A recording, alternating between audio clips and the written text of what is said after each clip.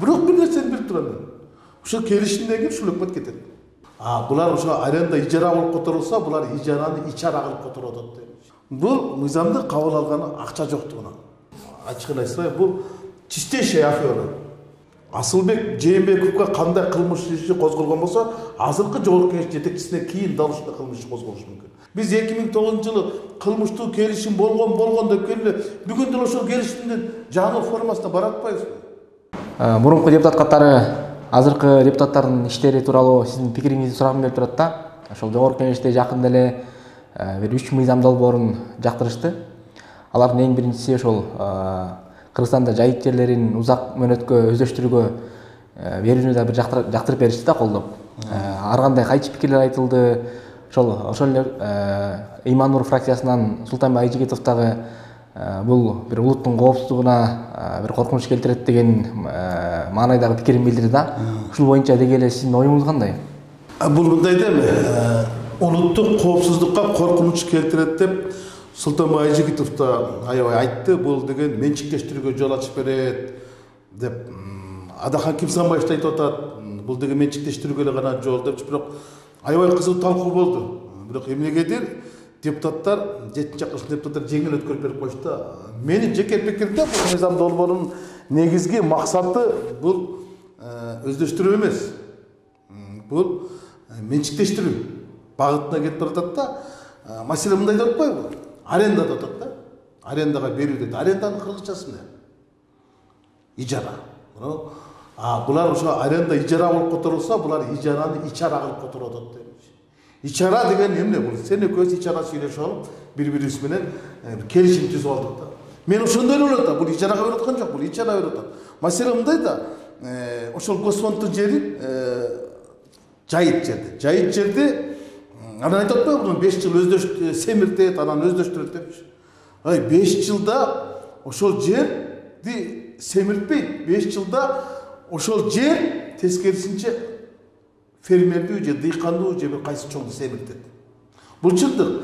Бул башын ажыраштырайын деп атат да. Азыр мурдагы жер кодекси менен, андан кийинки өкмөттүн токтомдору менен жайыт жерлерин өздөштүрүлсө болот. Буга кереги жок болчу жаңы мыйзамдын. Жаңы мыйзамдын негизги максаты анын менчиктештирүүгө алып бараткан жол. Маселен, менин техникам бар, анча-мынча каражатым бар. Мен 20 жылга ижарага алдым жерди. Анан иштетип баштадым. Башка дагы бир өнөктөш таптым. Ошол эле Кытайданбы, башка бир өнөктөш таап туруп, ошол экөөбүз өздөштүрдүк. Анан кийин мен муну мындай кылдым деп дагы 20 жылга, ошо бойда 40 жылга кетип атабы. Эми 40 жыл деген бул жарым-жарттай менчиктештирүү да. Анткени сен аны ажыратып алдың да 20 жылга. Анан дагы 20 жылга чыкса 40 жылга ажыратып алдың да. Андан нары дагы 20 жылга чыкса ажыратып алдың. Андан кийин дагы бир ушундай депутаттар келет, мыйзам чыгарып, ошол бойдон бул өздөштүргөн экен, бул жайыт жерди бакылып коюп туруп ушуну берели деген мыйзам менен келет да. Бул деген акырындык менен ошол жайыт жерлердин бардыгын өздөштүрүү. Дагы бир нерсе бар да, маселен жарды адамдар ала албайт ал жерди. Арендага, ижарага ала албайт. Анан жаманатка жалп өтөт дегендей, алга дагы байыйт, анча-мынча техника алат, анан тиги бай банкрот болот, жери барбай. Анан айтат да, сен эми бир жерди иштете албай калдың, банкрот болуп калдың, мен ушул жерди алып иштетпейм десек, жок, мен сага мынчага ижарага берем дейт да. Анткени ижарага алган киши биринчи чек ара кылат. Анан кийин ичара кылат. Анан сен менен мынча ал дейт, сен айлык бөтө малынчадан сом калбадың бул 500 гектар жерди.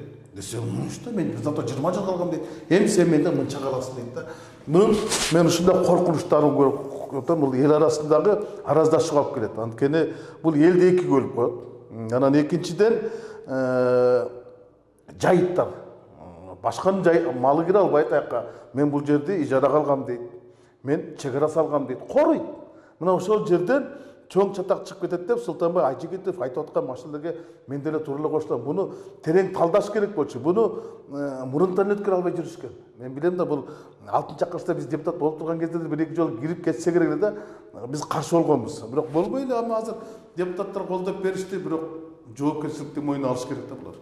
Андан кийинки суроом ушул, мына кечээ эле жогорку кеңеште ушул автоунаалардын алдыңкы терезелердин айнектерин караңгылатуу боюнча мыйзам долбоорун 3 окуудан жактырышты да.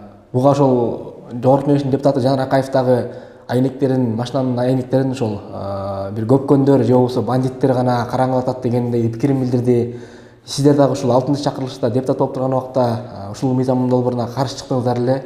Мунун бир кандай коркунучтуу жагдайлар болушу мүмкүн же деги эле эмне себептен каршы чыктыңыз эле же кандай бир пайдасы да барбы деген. Рахмат. Бул чындан эле өтө кооптуу мыйзам болчу. Буну 6-чакырылышта деле 2 жолу көтөргөн. Бирок биз четке какканбыз. Анткени бул лоб болчу. Бул эми мындай да мыйзамды кандай убакта кабыл алат? Айла жоктугунан кабыл алат, анан акча жоктугунан кабыл алат. Бул мыйзамды кабыл алганы акча жоктугунан өкмөттө. Бул жерде көп акча түшөт өкмөткө. Бирок бул кылмыштуулукту ачканды жеңилдетпейт да, оорлотот. Кылмыштуулук менен кантип көрүшөсүң? Эгер азыр мына мен айтып атпайм акча жоктугунан кабыл алды депчи. Эгер бизде ошо Акылбек Үсенбекович айткандай 300 миллион доллар профицит менен кирген болсок, эмне көчү бир болбогон 500 миллион сомдук же 1 миллиард 2 миллиард сомдук ушул мыйзамга кор болуп калдык. Неге жабышып калдык? Жөнүнө койбой. Кана ошол акчалар?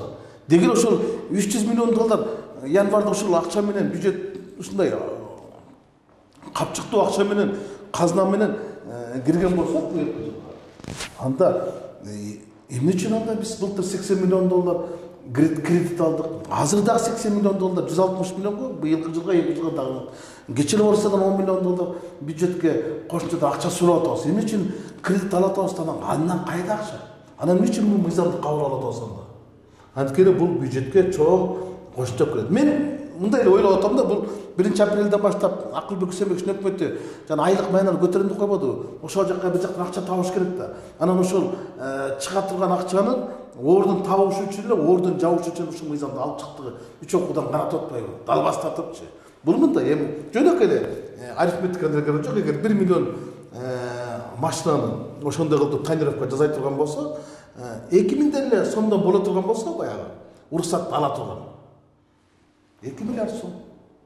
Пожалуйста, эртең айлыкты көбөйтүп коет. Бирок айлык эмне эсебинен көбөйтүп атат? Кайсы эмесинен? Бул караңгылатып атат да, туурабы? Караңгылатып атканда эми ал чоң көйгөйлөр бар да. Маселен ошол эле Ички иштер министрлиги кылмыштыкты ачуу боюнча. Унун ичинде ким кетип баратканын, канча киши кетип баратканын, кылмышкер кетип баратабы, мал салып баратабы, адам урдап баратабы эч ким көрө албайт. Азыр биринчи буга жаштар кетет. Бардык студенттер чөө дегенде эле байдын балдары бардык машина чүп кетет. Токтобойт. Кылмыштуулук боюнча биз маселени биядан кое турсак, экинчи адам жеңилдеткен ардынан оорлотуп атпайбызбы? Бул эми бюджетке башка мамлекеттерге ошол машина чыгарган. Чегара барганда айтат да, биздин мамлекетте андай жок. Но проценттик базы мынча кездерки көрүнбөйт экен. Айрыгыла, сыйрыгыла дейт. Сыйрыйт. Анан кайта Кыргызстанга келгенде кайта Чымкентте толот. Бирөөлөрдүн капчыгына акча түшөт. Ошолордун боюнча бекер болбойт да бул. 2000ден 3000, 5000 чейин акча болот. Мен ушинтип ойлоп турам да, бул айла жоктугунан эмес, акча жоктугунан эле ошол мыйзамды кабыл алды. Эмне үчүн анда 6-чакырылыш депутаттар бул мыйзамды биз кабыл албай койгонбуз? Эмне үчүн кабыл албай койгонбуз? Анткени биз эң кирде ошол кездеги өкмөтте каршы пикирлер болгон. Жакшы пикирлер болсо, каршы пикирлер болгон. Ошол эле Ички иштер министрлиги ошол кезде каршы болгон. Бир топ министрликтерде каршы пикирин билдиришкенден кабыл алган эмеспиз. Эми кечээ кандай чөтүп кетти, бирок ошол 29 депутатка мен баракелде дейт элем да. Баракелде дейт элем да, каршы туруп беришти, 50 добуш менен өтүп кетти. Мына ошолор эми жана жол кырсыктарын көбөйүп кетсе, кылмыштуулук көбөйүп кетсе, ушул 50 депутатты эл каргашы керек да. Силердин айыңарда ушундай болот деп. Андан кийинки суроом мындай болсун, ошол кумтөр боюнча сиз убагында мамлекеттик комиссиянын мүчөсү элеңиз. Анан жакында эле ошол Сентера менен болгон келишимди Жогорку Кеңеш жабык эшик артында карады да. Ошол боюнча сиздин пикириңиз кандай деги эле? Ошо жабык эшик артында караган мага да жаккан жок. Эмне үчүн жабык эшик артында карайт? Анда элге өттү дегенден кийин коптор элдин билиш керек эле да. Элдин толук кабардар болуш үчүн ачык эле караш керек болчу да. Мен кийин уктум ошол депутаттардан кандай эмнени карадыңар десем, өкмөттүн Центра менен боло турган жаңы келишимин жактырып бердик деди. Варианттарын алып келди, аны биз жактырып бердик деди. Эми бул мындай. Мен ачыгын айтып салайын да. Ачыгын айтып салайын. Бул чистейшая афера. Өкмөттүк. Неге деген? Бул менин пикирим эми, ким кандай айтса ошондой айтсын, бирок мен өзүм пикиримди айтканга укугум бар да, ошо мамлекеттик комиссиянын курамында мен да болгом да. Кумтер боюнчачы. Бул өкмөт азыр тобокелчиликти өзүнүн колуна алды, жоопкерчиликти жогорку кеңештин жонуна артып салды. Кереги жок болчу жогорку кеңешке макулдашууга алып барган. Эмне үчүн алып барды? Булар азыр алып барды, биз Сентера менен ногунда келишим даярдадык. Биз ушу менен баратабыз, жактырып бергиле деди. Жогорку кеңеш минтип жактырып берди, бардык уруксатты берди. Бул ошо жактырылган келишим менен азыр барат дагы Сентера менен жаңы келишимге кол коет да, кайта ратификация кылат. Мына силер айткан нерсени биз кайта алып келдик, эми буну ратификация кылып бергиле дейт да. Анан жогорку кеңеш ратификация кылат. Ошол бойдон балекеттин баарын жогорку кеңеш өзү мойнуна алат. Асылбек Жээнбековго кандай кылмыш иши козголгон болсо, азыркы жогорку кеңеш жетекчисине кийин дал ушундай кылмыш иши козголушу мүмкүн. Анткени жоопкерчилик шакка өтүп кетти. Кийин өкмөт айтат да. Ой, биз жаңы келишимди даярдап барсак, жогорку кеңеш жактырды, токтом менен токуп берди. Биз ошол жерден бир дагы тамгасын алмаштырбай келишимди түздүк. Анан жогорку кеңеш ратификацияны өздөрү бекитип берди. Анткени булар эл өкүлдөрү, ошолор чечсин деди. Анан ратификация кылып берди. Мындайча айтканда бардык жоопкерчиликтин бардыгын бир жакка өткөрүп салды да. Мындан кийин эми жогорку мен уктум бир гана депутат каршы болуптур, бул Сейит Атамбаев каршы болуптур. Калган бардыгы бир добуштан жактырып бериптир. Эми бирок ал ачык болуш керек эле. Мен билгенде булар азыр акциядан баш тартып атат. Bizde 77 milyondan aşağı aksiyamız var. Azırkı günde bu, eğer 11-12 olsa bir aksiyanın bağısı, bu 800-900 milyon dolar tegerinde de, avağında bu 20 dolarda bulgur. Bir aksiya, oşunda 1,5 milyar dolar bizden aksiya turgan turuşu şunca. Dividendlerini aytmını koyup жылда alatkan paydadan göre turgan dividendleri. Biz bundayda altın toğuktu berip Kanada'lıklarga. Күрт тоғықты алатауызды жұмыртқа бастырауыз деп. Жұмыртқасы менен. Сасық шықпаса қандай болады. Жылда жұмыртқа эми бул өтө чоң тобокелчилик, өтө чоң жоопкерчилик.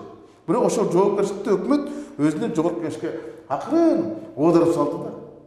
Бул эртең кечке бул боюнча маселе козголот эле. Жанагы Исабеков, Кубанычбек, мурунку вице-спикер, депутат өткөндө бир Маралга берген интервьюсун окуп калдым да. Ал айтып атат, ошо келишимдер боюнча алдын ала сезип атат, айтып атат. Далай адамдар айтат. Далай премьерлер айтат. Бул айли элдин талкуусунан өтөт. Мен билгенден эгер биз акциядан баш тарткан болгон болсок, бардык баягы экологиялык доолордон баш тарткан болсок, анда эмнеге араздаштык? Анда эмне үчүн соттошобуз? Аяғына чейин барабыз, биз утабыз деп элге айттык. Азыр бул баш тарта турган болсо бул мировой соглашение деп тынчтык келишими да. Анда бул 2009 келишимден эле бир түгөй болуп калат. 2009 келишимди дал ушул жогорку кеңеш сыяктуу парламент бузган болчу. Парламент мыйзамды ратификация менен эл аралык макам берип койгон. Азыр дагы ушундай эл аралык макам менен отурабыз. Анан Конституциялык сот менен бекитип бериш керек. Biz 2009 жылы кылмыштуу келишим болгон деп келе, бүгүн деле ошол келишимдин жаңы формасына баратпайбыз. Менимче ушул болуш керек, башка мен эми ачыкка чыгарган жокмун. Кандай келишим менен баратат, эмне келишим баратат, эми жакында кол коет деп угуп атам да. Бирок бир нерсени билип турам мен. Ушул келишимден кийин ушул өкмөт кетет. Мавр сделал, мавр хватит дегендей, негизги азыркы өкмөттүн эң эле аткара турган иши бул ошол кумтер боюнча келишимди же нары кылыш керек, же бери кылыш керек. Болду. Андан кийин бул өкмөттө эч кимге кереги жок болуш керек менимче. Андай сөздөр азыр эл арасында жүрөт койбу. Бул ошо кумтер боюнча эле маселе эртеңен чыгат дагы өздөрүнүн да мөөнөтүнө эртеңен чыгат деп. Бирок кандай болгон күндө дагы эл билиш керек да.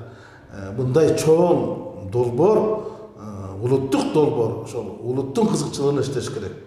Анан эл алдында бул ачык эле айтылыш керек да. Жабык ишик артына карап койгондо ошо бир мандем бар го, бир тандем бар го деп отурам да. Түсінікті.